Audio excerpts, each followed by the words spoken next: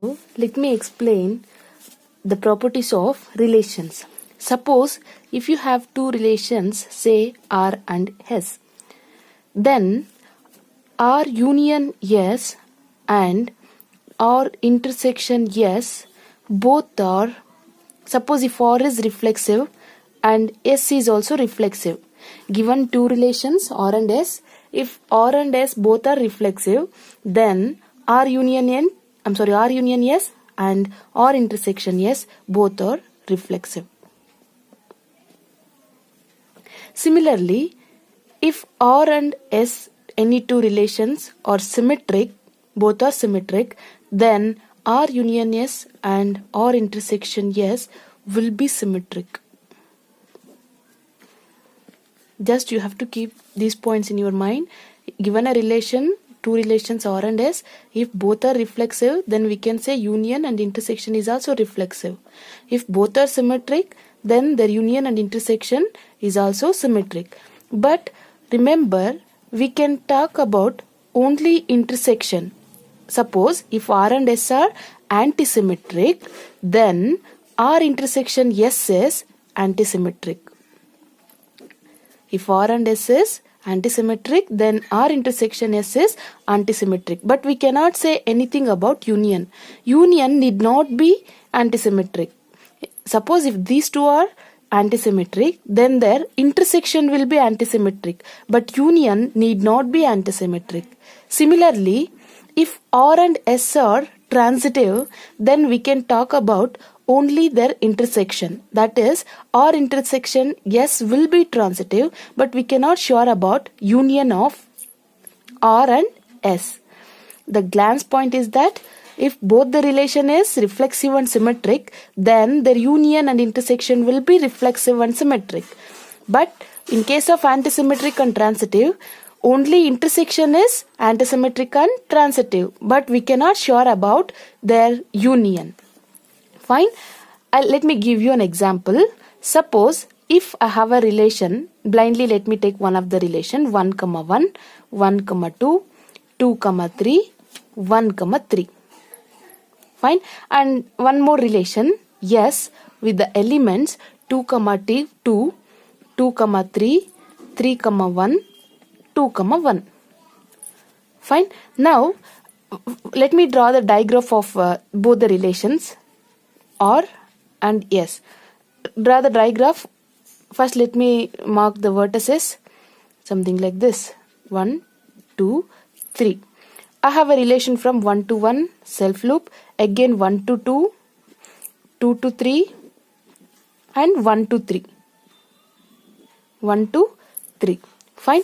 Similarly, diagram of S will be 2 to 2, 1, 2, 3. So 2 to 2 I have a self loop, and 2 to 3, again 3 to 1, 2 to 1, 2 to 1. This is what the diagram is. Now we can decide whether the R is reflexive symmetric. First let me talk about relation R.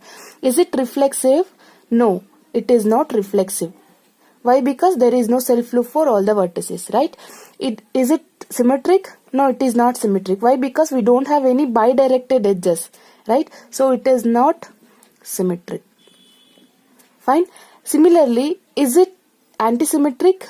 Yes, it is. Why? Because there is no bidirected edge. When do we say graph is antisymmetric? Only when there is bidirected edge. But here we don't have any bidirected edge, so it is antisymmetric. Now talk about the transitiveness. Is it transitive?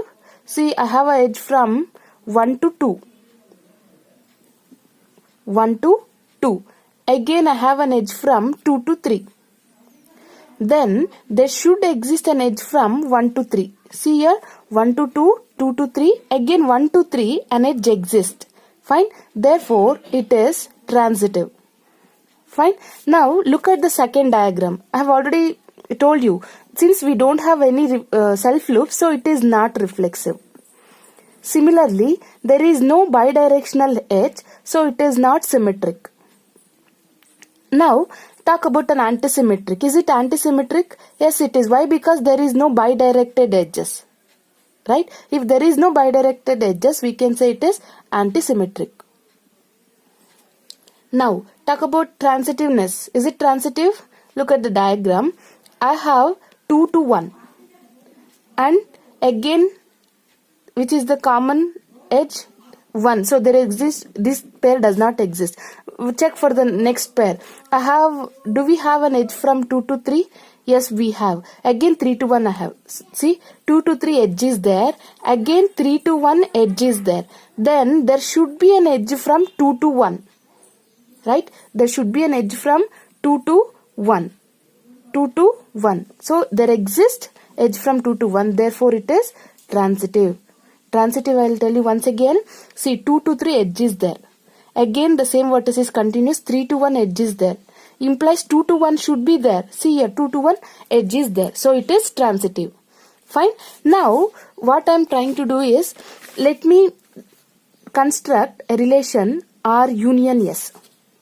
R union S in the sense we have to combine these two without repetition.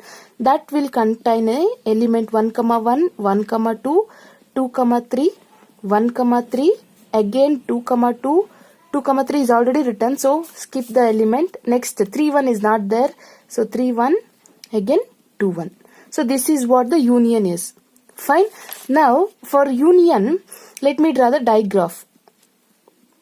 1 to 1, 1, 2, 3. Fine. 1 to 1, I have constructed a self loop. Next 1 to 2. Next 2 to 3. Next 1 to 3. Fine. Again 2 to 2. Again 3 to 1. 3 to 1 in the sense, I'll write like this, just for your reference. Again 2 to 1. Fine. Now let me talk about reflexive, symmetric and transitive, antisymmetric. Fine. Now look at this diagram. 3 to 3, there is no self loop. So again it is not reflexive. See, that is what I have told you. Since R is not reflexive, S is not reflexive, their union is also not reflexive. Fine. You can check for intersection as well. Definitely it will not be reflexive. Fine. Next concept is symmetric. How do we say it is symmetric? There should be bidirected edges, right? See here. We have a bidirected edge here. But do we have a bidirected edge from 2 to 3? We don't have a bidirected edge from 2 to 3. So it is not symmetric. It is not symmetric. So R is not symmetric, S is not symmetric, their union is also not symmetric. Fine. Now talk about the transitiveness. Now let me check for the transitive. Is it transitive? Yes. No, it is not transitive. Why? Because see here we have an edge from 3 to 1. 3 to 1. Fine. Again we have an edge from 1 to 2. 3 to 1. Look at here, 3 to 1. Again 1 to 2 I have. Then there should have 3 to 2. See here, 3 to 2 we don't have. Right? Again repeating once again, 3 to 1 I have an edge. See here, 3 to 1 I have an edge. Again 1 to 2 I have an edge. But I don't have an edge from 3 to 2. See, arrow mark should be in this direction, but I don't have that. So it is not transitive. It is not transitive. But look at the relation R and S. Both R and S are transitive, whereas their union is not transitive. Fine. Similarly, you can check for antisymmetric as well. When do we say it is antisymmetric? There should not be any bidirectional edges. But here you have two pairs of bidirectional edges. Fine. So it is not an antisymmetric relation. Not antisymmetric. But clearly a relation R and S both are antisymmetric. But what we obtained for R union S is not an antisymmetric. So from this example it is clear that if both R and S are reflexive, then their union is also reflexive. If both are not reflexive, then their union is also not reflexive. And it is same for symmetric as well. But we cannot decide the same for transitive and antisymmetric. In the sense, if given relation is transitive and antisymmetric, R union S need not be transitive and antisymmetric. Hope it is clear for you.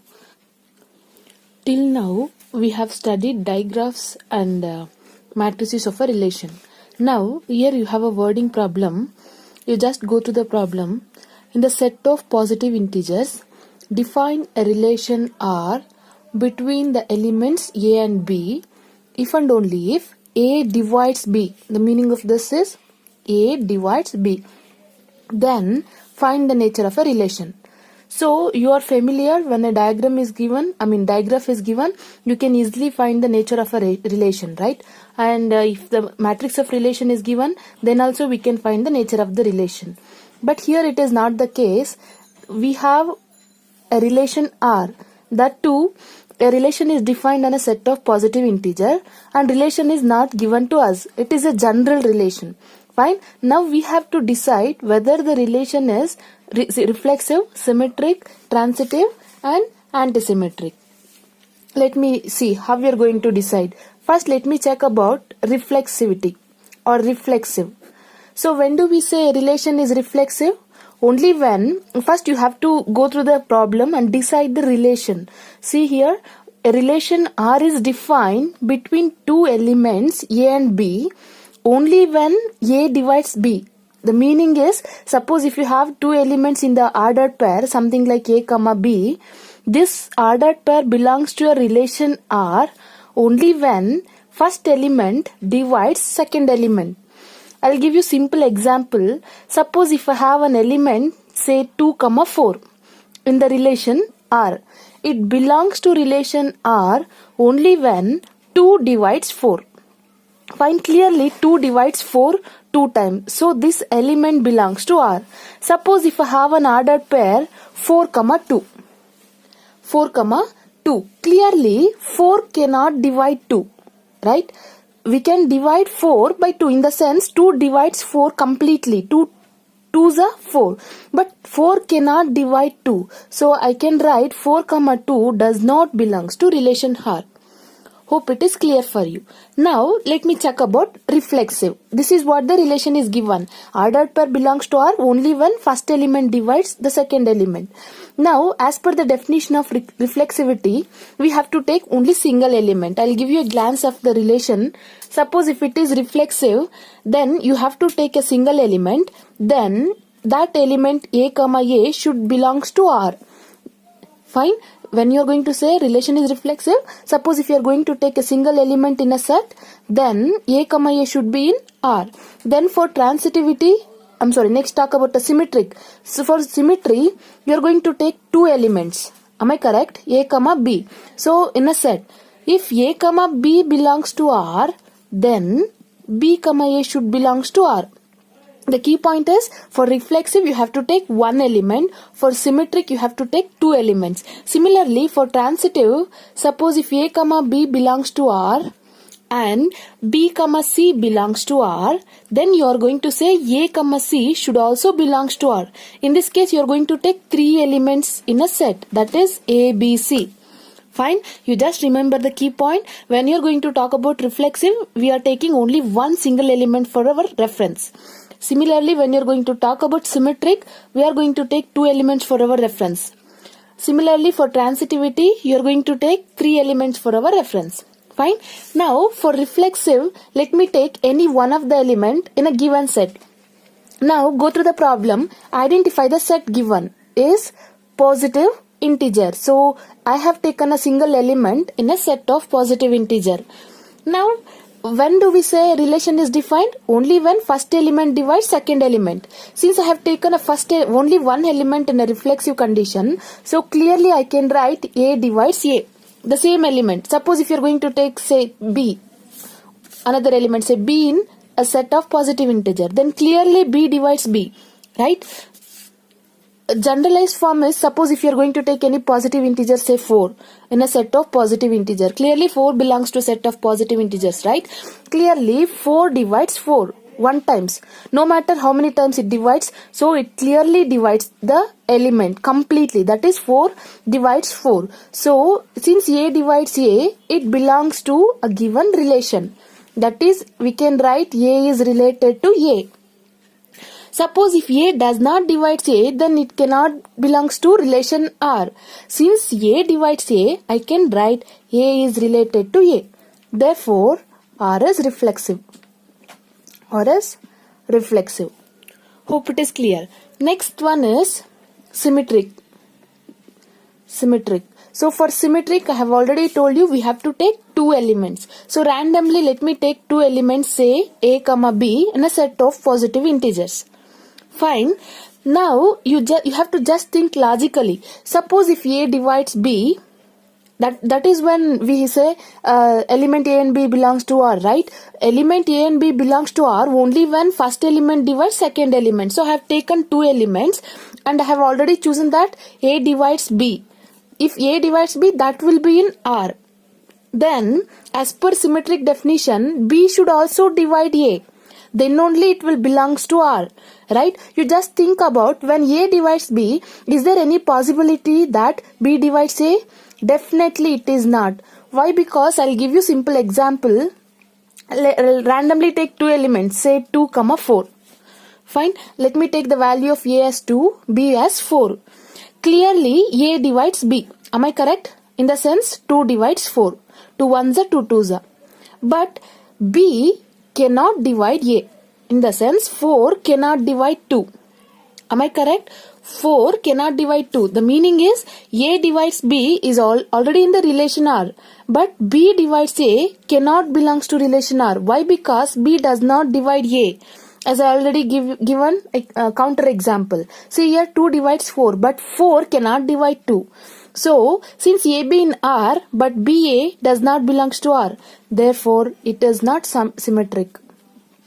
It is not symmetric.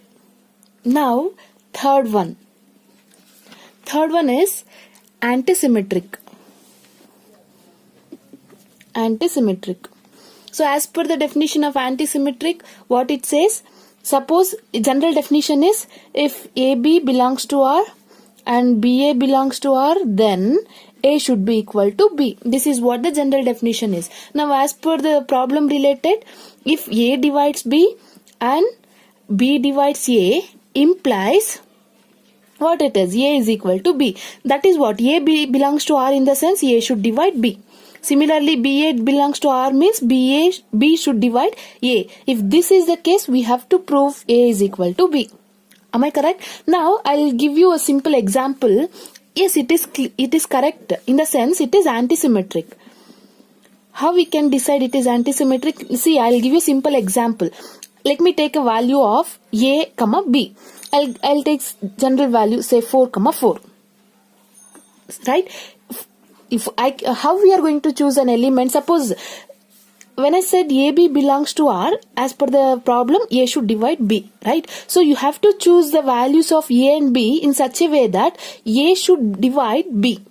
Fine. So if you are going to take A as 2, you have to choose B as the element which is divisible by A. So suppose if I am going to take A as 4. So 4 divides 8. Right? 4 twos are 8. 4 divides 8. But it is not symmetric. 8 cannot divide 4. But I can give a simple example or one counter example which satisfies this condition. Am I correct? Now let me take A and B value same. As you are doing in matrix of relation, so which kind of element we are going to choose for antisymmetric? 1, 1, 2, 2. Repeated order pair of elements we are going to choose for antisymmetric. In this problem as well, we are going to take the same concept. Let me take A as 4 and B as 4, or else same repeated values you can give. So if I am going to take these values, clearly A divides 4, in the sense 4 divides 4. Similarly, B divides A, in the sense 4 divides 4. So if both the conditions are satisfied, and moreover A is equal to B. I am repeating antisymmetric once again. As per the definition of antisymmetric, B belongs to R, BA belongs to R, then A should be equal to B. As per this problem given, if A divides B, when I said AB belongs to R, the meaning is that A should divide B. Similarly, BA belongs to R, the meaning is B should divide A. If that was the case, A should be equal to B. Am I correct? Now, have a look on this particular example. I have taken A and B as 4 and 8. Since 4 divides 8, but 8 cannot divide 4, right? So I have to take one counter example in such a way that in both the ways it should divide. The only possibility is we have to choose the element which is repeated. That is what we are going to do in matrix of a relation and digraph as well. Now A is equal to 4, B is equal to 4 I have taken. Clearly both the elements, in the sense A is dividing B and B is dividing A, moreover both the values are equal. So I have given one counter example which satisfies the given condition. Therefore it is antisymmetric. Now we have proved it is reflexive, symmetric, it is not symmetric, and it is antisymmetric. Now let me talk about transitivity. Transitive. Same problem I am going to solve for transitiveness. Now for transitivity, as per the definition what it says, if A divides B and B divides C, see here you have a continuation of element, then A should divide C. This is what the definition of transitivity is. Now let me take a random example, that let me take A as 4 and B as 8. 4 ones are 4 twos are, so 4 divides 8, right? I have to choose the same element. 8 divides 16. Right? 8 2s are 16. No matter whatever may be the element, you can choose. 8 divides 16. Then 4 should divide 16 as per the definition, right? Clearly 4 divides 16. 4 1s are 4 4s are 16. So this condition is satisfying. A divides B, B divides C. Then A should divide C. So I have taken, I'll give you one more example so that you can clearly understand. So I am taking 2. A value as 2. So 2 divides 2 2s are 3, 2 3s are 6 I'll going to choose. Now I'm going to repeat the same element. 6. 6 divides 12. 6 2s are 12. Now 2 should divide 12 as per the definition. Check now, is it divisible? Yes it is. 2 1s are 2 6s, so it is divisible. Therefore, since it's satisfying the given condition, we can say it is transitive. It is transitive. So it is reflexive, antisymmetric and transitive. So it is partially ordered set or poset, we can say in short. I have already told you, if a relation R satisfies symmetric, reflexive, antisymmetric and transitive, then we say it as poset. If it satisfies reflexive, symmetric and transitive, we say it as equivalence relation. Hope it is clear for you. Thank you. Continue in the next session.